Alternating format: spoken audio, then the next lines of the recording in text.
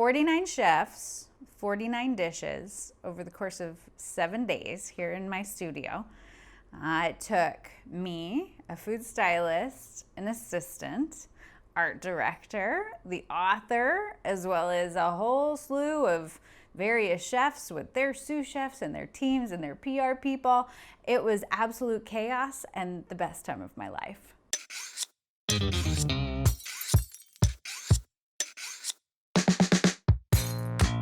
What's shaking bacon? I'm Joni Simon. Welcome to my studio. This is where I do food photography, and the goal here is to improve your food photography skills so you can feel confident behind the camera. Now, many of you know, and you've been following behind the scenes over on Instagram, that I have been shooting a cookbook, and it's called Phoenix Cooks. It's featuring 49 of the best chefs in the Phoenix area. Phoenix is where I'm from.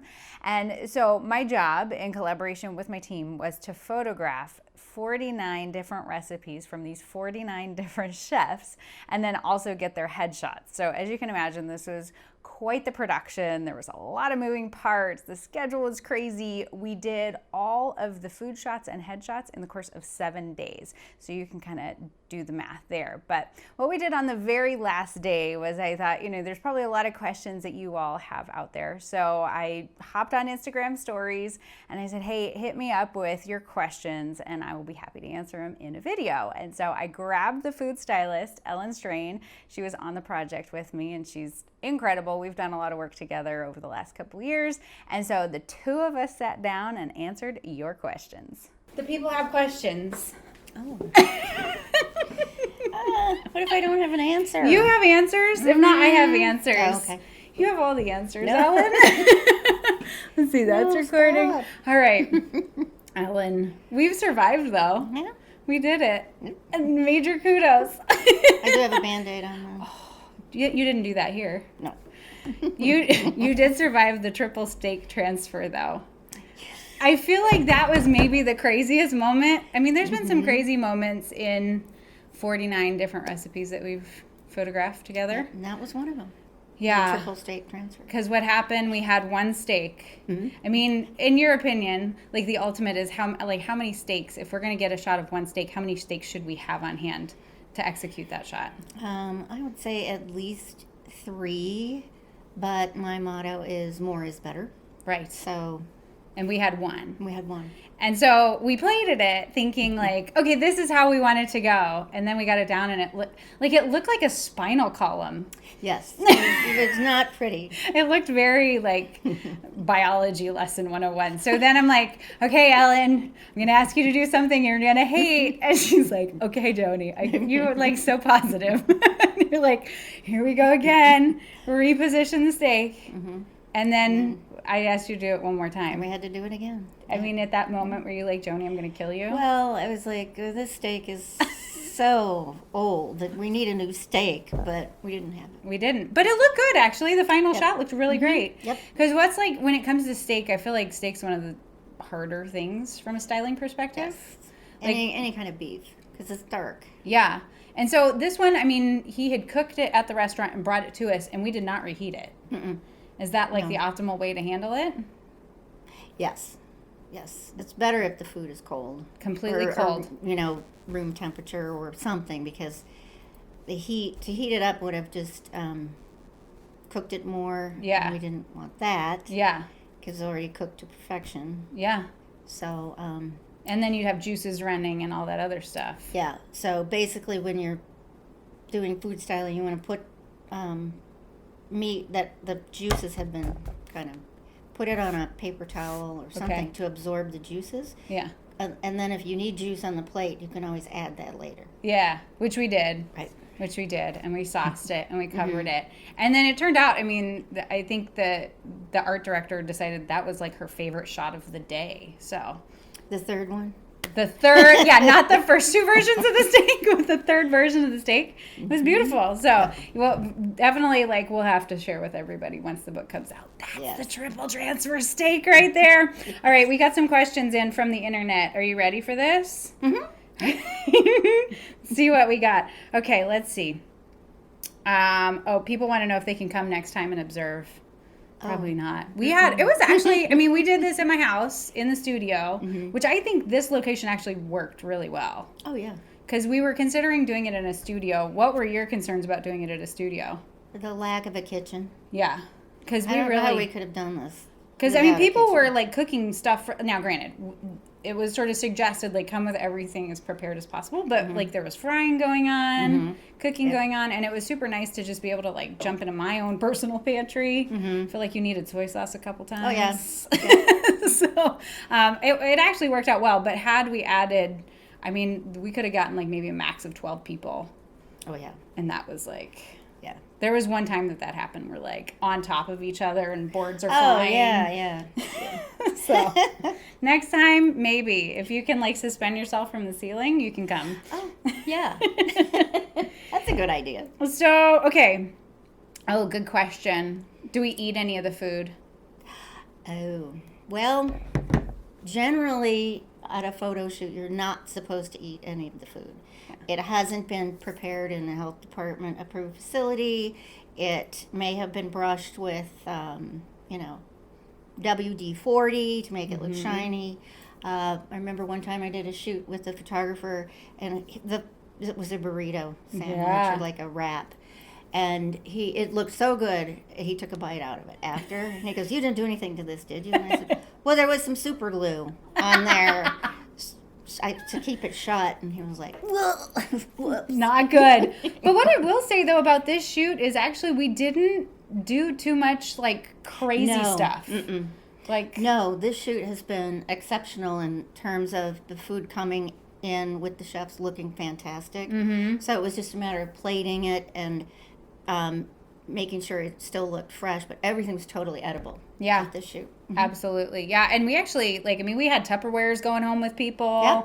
I know. So I we were enjoyed violating some our meatballs. own rules. I know, right? I mean, there was a 36-ounce tomahawk chop steak. Oh, yeah. I enjoyed that for dinner one night because it was undercooked the way we had done it. And so then I finished it off and See, there you go. had myself a tasty dinner. Yeah. So we've been lucky with this We've been food. lucky. The chefs have done a fabulous job of bringing in quality product and Yeah. yeah. Some good food. Ooh, okay. This is a good question, Ellen. You ready? Yeah. How do you manage creative differences between the food stylist and the photographer? Oh, photographer rules. I do think though, it's probably different in different situations. It's not usually a discrepancy between the photographer and the food stylist. It's usually the client Yeah. and the food stylist. Right. So the creative director, art director, client. Yes. Because, we're here to please make the food look like the client wants it to look. Absolutely. But in this case, we've been lucky. Yeah. Again, the chefs have all been thankful for our input, Yes. so to speak. Absolutely. Oh, you made this dish look better. I know, because I was getting a little worried. I mean, all chefs have different personalities, and many of them are not the Gordon Ramsay crazy, super crazy controlling thing. There's certainly chefs who had opinions about the way they wanted the food to look, but there was also plenty of them. I mean, all of them respected us as professionals and wanted the food to look good and knew that that's what we're here to do. And they were happy for the input. Yes, absolutely. But I feel like you and I mean, we've done a number of shoots now at this point together, and I always like to kind of bounce off you, right? And we get a lot of kind of the collaborative, creative, and there's plenty of stuff that I would have never thought of that I'm like, oh, Ellen. Well, you're a little more hands-on than a lot of other photographers. Yeah. I mean, you're like running around grabbing plates and silverware and napkins, and that's usually what I do. But, so it is a collaborative effort. Exactly. Yeah, it all kind of depends, but I don't think we had any knockdown dragouts over this one. No, I don't know what I would have done had that happened. Now, one of the things that I do think is interesting that people don't necessarily think about, especially in a cookbook, I mean, certainly I have ideas about the way that the food can look and be plated and presented and things like that. And you have, your ideas as well. But really much of it is coming from the creative team at the publisher and the art director and the aesthetic that they're trying to capture. I mean, we have a full rundown of, mood boards, inspiration images, especially like in terms of color and lighting and things like that. Yes, which is very helpful. Oh, insanely helpful. Now, I would say I have worked with a lot of colors on this shoot that I've never. Oh, yeah, we actually used blue. A lot of blue. There's always been this rule about food styling. Don't put any blue. No blue plates. Yeah. But we had blue. Lots of blue. Repeatedly, and it looked good. Yeah. Yeah, there has been quite a bit of blue. A lot of terracotta. I never shoot with terracotta. And so it was definitely like a unique challenge to sort of adapt to that. But I feel like my eyes grew in ways that... Right. And didn't we use yellow? We did. Yeah. And I was like... Good. I did not know how that was going to look. I was super nervous. We were doing barbecue on a yellow background, and I'm like... Uh-oh. And then it gets on there, and I'm like, that looks amazing. Yep. It really popped. Yep. So, yeah, we survived a lot of interesting colors. Yep. Been a lot of fun, too. Yeah. All right, let's see. So how do you choose the right background and lighting type? So one of the things that's super duper helpful and I think was great on this shoot, I mean, again, working with the art director, is that every time we do a shot, it was plugged into the grid, which we knew the order of all the images, and we were living by that grid, because you wouldn't want the same exact plates and the same exact backgrounds and the same exact spread. Everything right next to each other. So there are definitely some similar compositions. There's reuse of backgrounds. I mean, over the course of 50 images, that's going to happen. Right. But yeah, it felt like it got easier too the further we got in. Definitely. Because we had a good sense, I don't know, of like, okay, well, we cannot use this background now on this one. Sometimes it's better to have limitations than unlimited options. I think we learned a lot on the first day. Oh my gosh. Because once you get your feet wet, then you're like, okay, this is where we're going. Does that, I mean, does it feel that way on a lot of shoots to you? Yes. Yeah. But if you only have one day to shoot, you're finally getting in the groove by the end of the day. It's like, oh, darn it. I wish we would have been in this groove this morning. Absolutely. But this was 6 days. And, well, got to be, And the advantage of, because I think about like today is our last day, and here we are filming a video. I know. Because we're chilling in between shoots, because we've gotten such a good rhythm that we feel very confident. Lots of time. Yeah. Which we did not have. That's true. They were in and out of here. Boom, boom, boom, all day. That's true. Because that was another question that somebody had as far as how many shots in a day. And so we were going from 8 to about 4:30, 5 o'clock each day. And so on average, I mean, what's the average of how many shots in a day? I thought we had like 9. We were doing 9 on this shoot, but I feel like 6 has been my more previous estimated. So when I told you it was 9, what did you think originally? Uh-oh. What has Joni gotten us into? Okay, you think we can do it? Let's give it a go. Yeah. Part of what I think really worked was that the publisher has done this before in other cities. Yes. Had a very established rhythm and preparation because... Yes, and that was extremely helpful. Yeah. All of the planning that they did ahead of time really helped. Yeah, because the chefs came prepared. We had a game plan, but the first one would show up.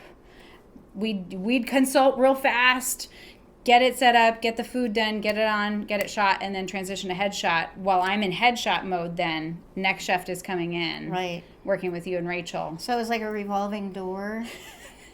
And you just pray that the chefs weren't like best friends. Yeah. Because sometimes there was a little overlap of best friend chefs because it's, it's a small town. I mean, it is and it's not, but they know each other and then they get to gabbing and you're like, we've got a schedule. We got to hurry this up. But that being said, I feel like for everyone that there was like extra time in the cooking process, then we had somebody else who's like. They came in and everything was ready and it was easy. Boom. So. Then the tricky thing about the tomahawk steak was then they wanted to show it sliced. Yeah. And nobody had paid, including me, had paid attention to how long it had been cooked. Yeah. Because I didn't know we were cutting into it. I thought we were just getting the full-blown tomahawk steak. Yeah. So I was like, oh, let's cut that up and plate it. have no idea what temperature this has been cooked to. Right. Sure enough, it was kind of raw. But that's we fixed why, right, you did fix it, but that's why it's so important to fully communicate with food stylists prior to taking the shots. Like, what are we doing with this? Like, we didn't have that appropriate powwow to say, okay, we're not only shooting this in its whole form, but we want it sliced too, because then you would have been like right on top of that. I would have paid more attention. Yeah. And then I would have cooked the steak myself. Right. Instead of just letting the chef do it. Horrors. Who cooked this steak? The chef. Oh, no! But the schedule ultimately worked. It did. I was nervous about 9, but we did 9. But I would say... And that's including the headshots. It's pretty... It was a machine. Yeah.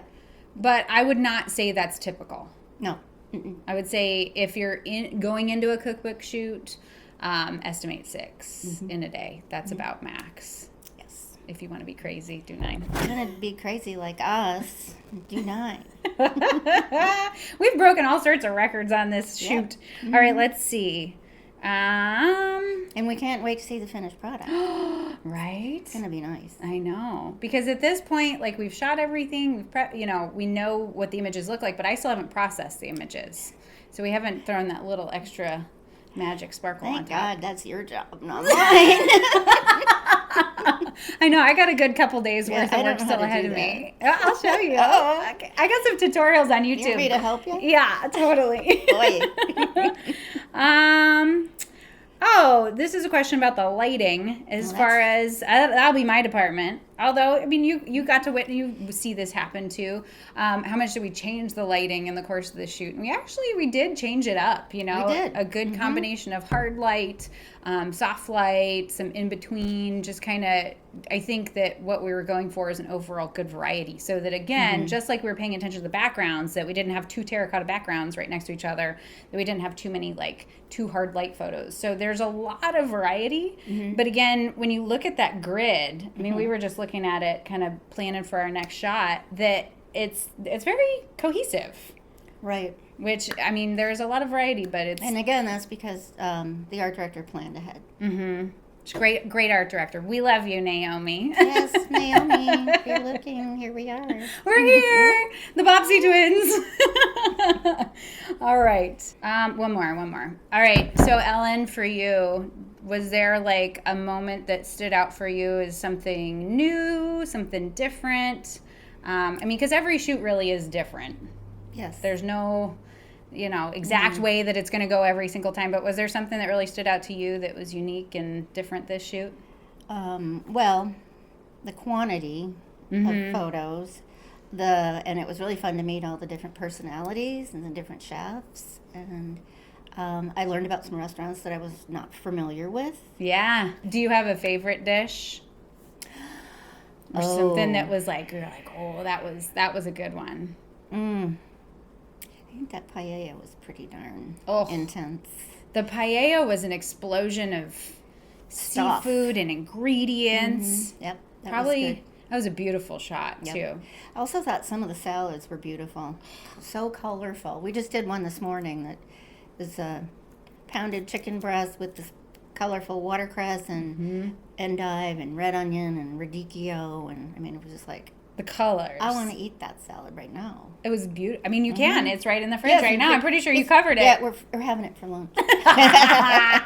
So now we received a bunch more questions after we filmed this. And so at the risk of this turning into an hour-long video, which it very well could be if I answered all the questions, what I've done instead is taken those questions and turned them into a blog post that you can find linked down below. And also in that blog post, I share a little bit about the things that I talked about in the pre-planning video that I did before we shot the cookbook, and some of those things that I purchased in preparation, answering the questions of, did I use them? Did I find them helpful? So all of that is in the blog post. So for those of you who are hardcore and you want the really nitty-gritty inside details, that's linked down below. But a huge thank you, of course, to everybody on the team, to Ellen, to Rachel, to Ben, all of my team, as well as Christina Beretta, who is the author, a good friend. It was so much fun to get to work with you. And of course, to Figure One Publishing, the publisher of Phoenix Cooks. And so we cannot wait to share it with you. You got to hang tight till August 2020.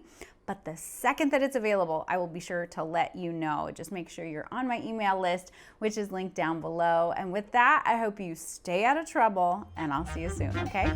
Bye.